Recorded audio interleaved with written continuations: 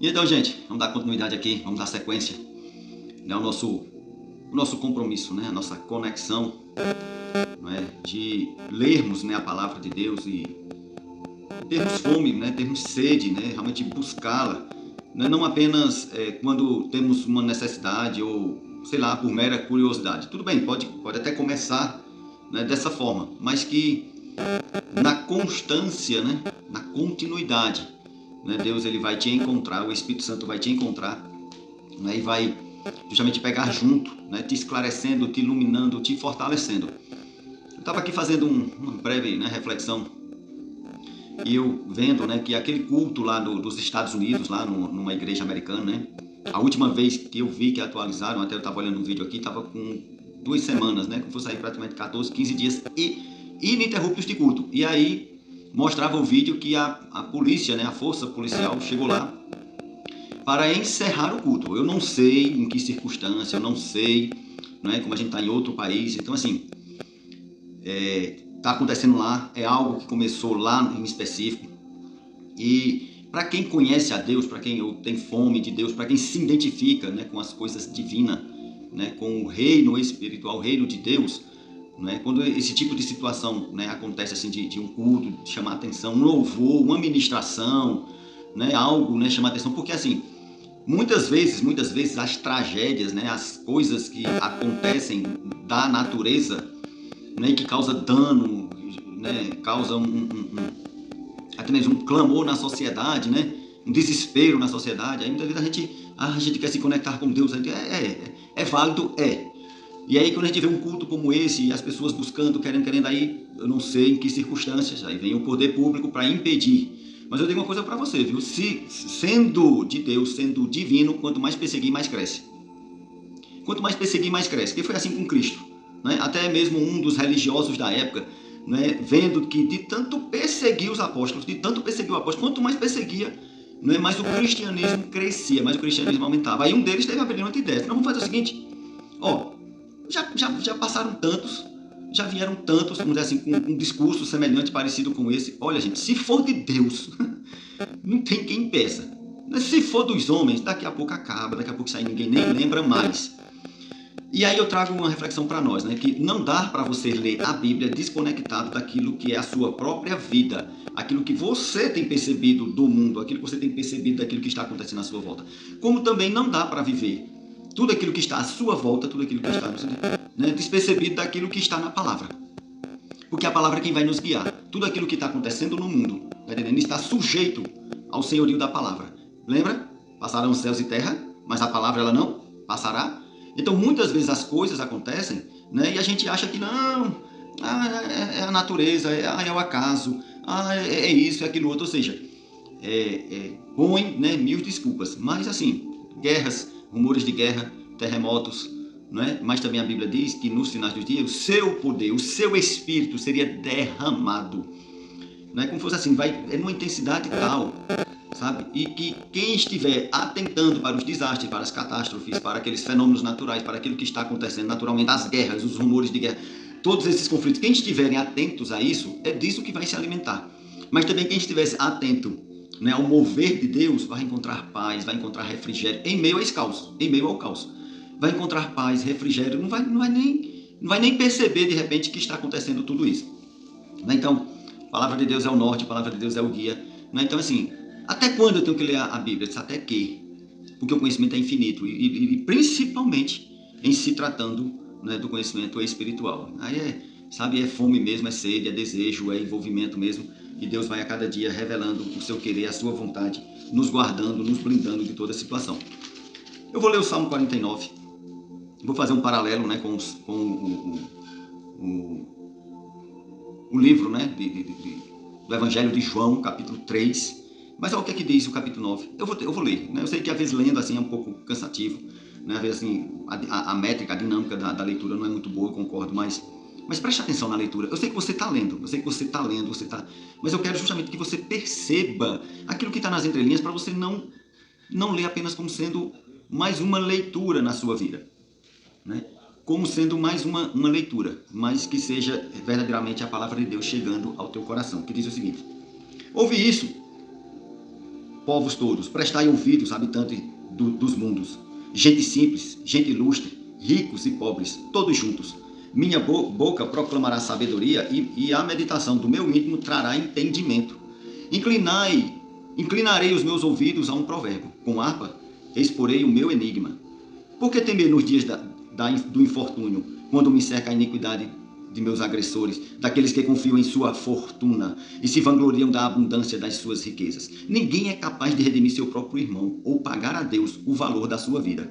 Porquanto o resgate de uma vida não tem preço. Não há pagamento que o livre, para que viva para sempre e não sofra a natural decomposição dos corpos. Pois todos podem ver que os sábios morrem também, assim como perece o tolo e o insensato, e para outros deixam todos os seus bens. Pensam os ímpios que eternas seriam suas casas, e por gerações sucessivas persistiriam suas moradas, até deram seus próprios nomes às suas terras. O ser humano, ainda que muito importante, não pode viver para sempre. É como os animais que perecem. Este é o final dos que confiam em si mesmo e dos seus seguidores, que aprovam o que eles pregam. Como ovelhas, estão destinadas à sepultura, e os justos terão domínio sobre eles.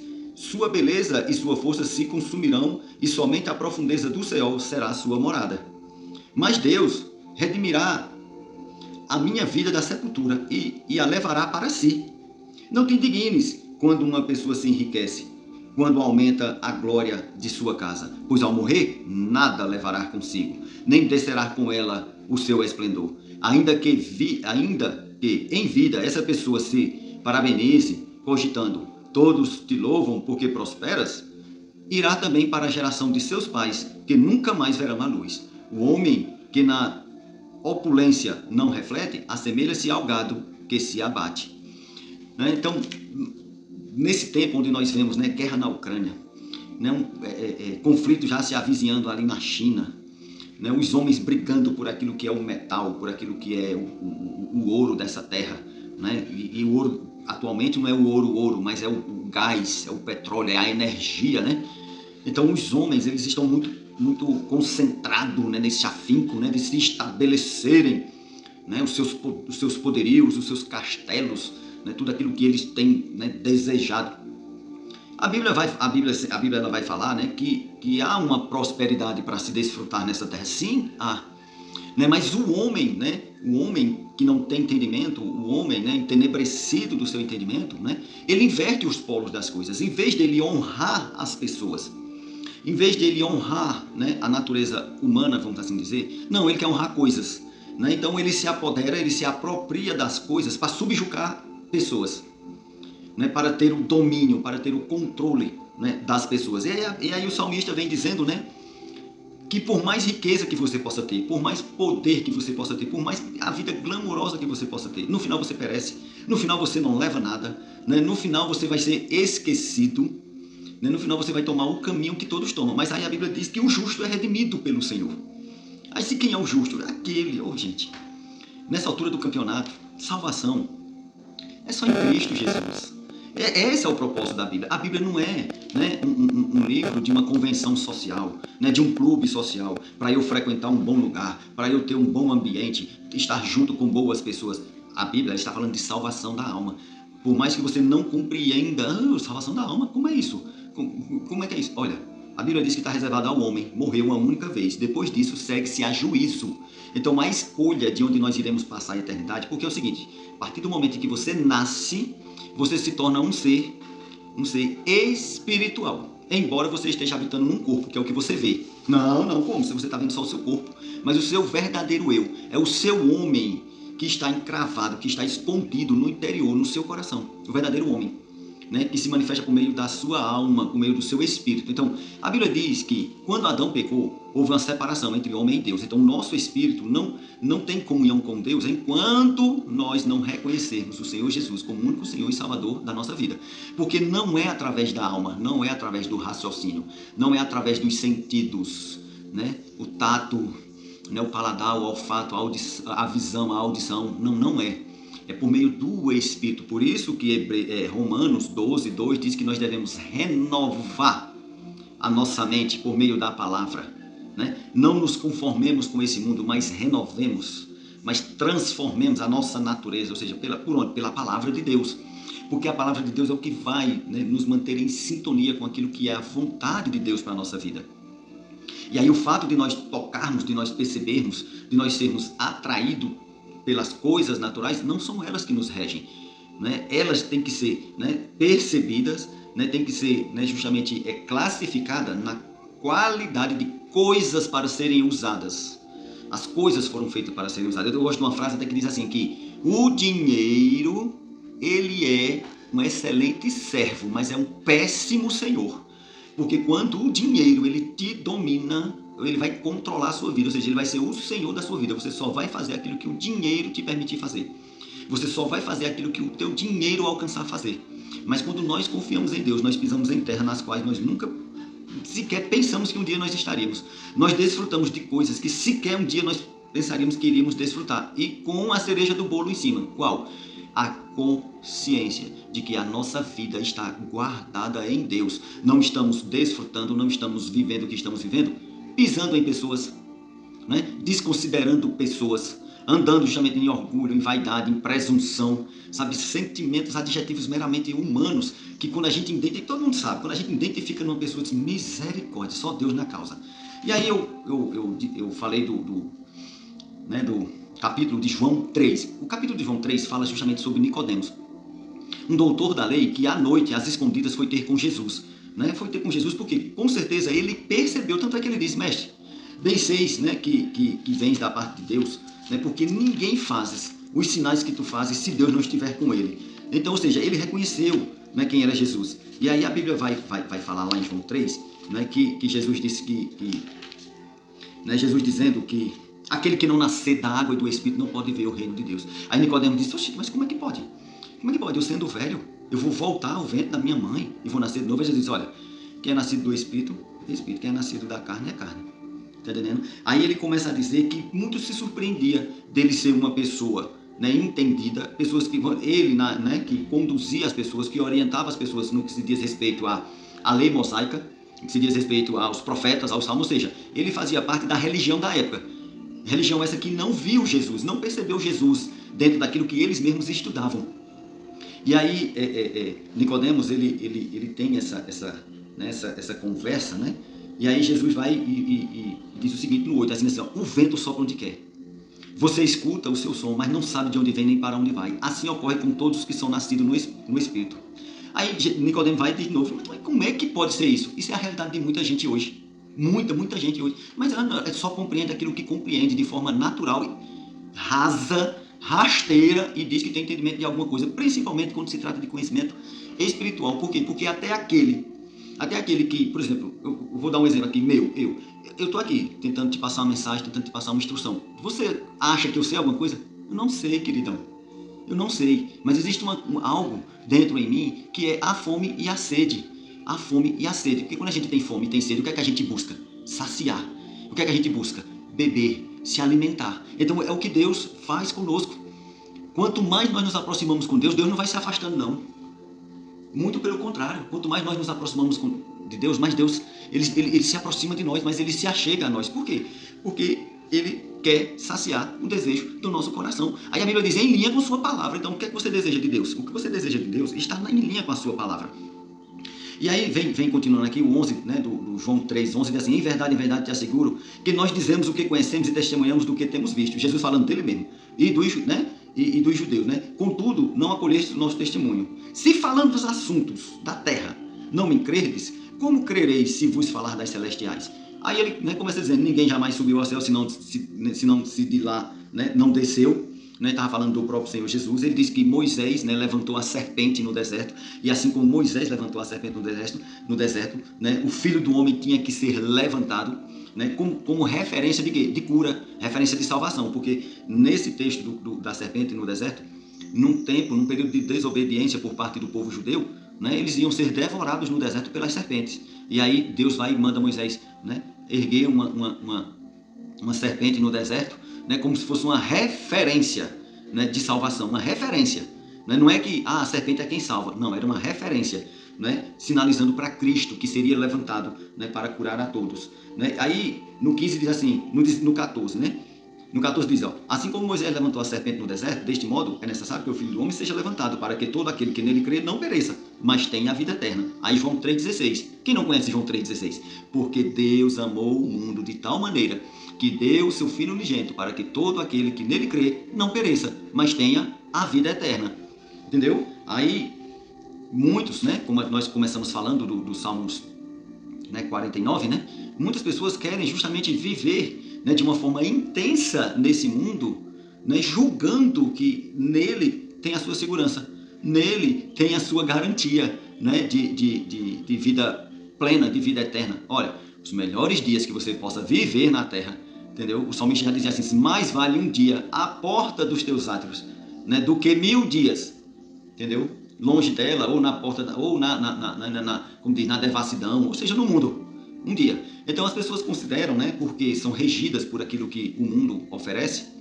Vou dizer uma coisa para você, viu? O mundo, ele oferece muita coisa, mas o preço é muito alto. Você pensa que é de graça, mas não é de graça. Quando a duplicata vem, quando o boleto vem, muitas vezes você não quer receber, porque é o pagamento, né, daquilo que você mesmo desejou para a sua vida.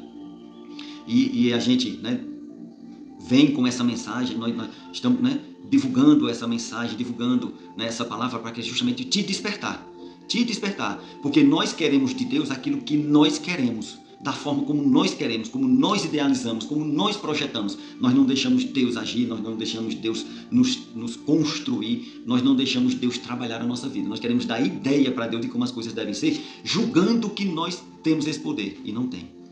E aí Deus, né, que ele é longânimo, ele traz aquilo que nós precisamos, só que muitas vezes numa embalagem que nós não identificamos, porque nós queremos a embalagem como nós idealizamos, né? Então nós não abrimos o presente porque julgamos que a embalagem, não, esse presente acho que não é para mim não, essa embalagem, não é para mim não, essa embalagem está tão diferente, não é para mim não, mas é justamente o que Deus quer que você receba, mas porque você idealizou algo, porque você construiu um castelo, você construiu uma fortaleza e você julga, considera, né, que tudo que você vive e desenvolve é bom demais para a sua vida, mas a Bíblia diz que há caminhos que para o homem parecem bom, mas o seu final é caminho de morte.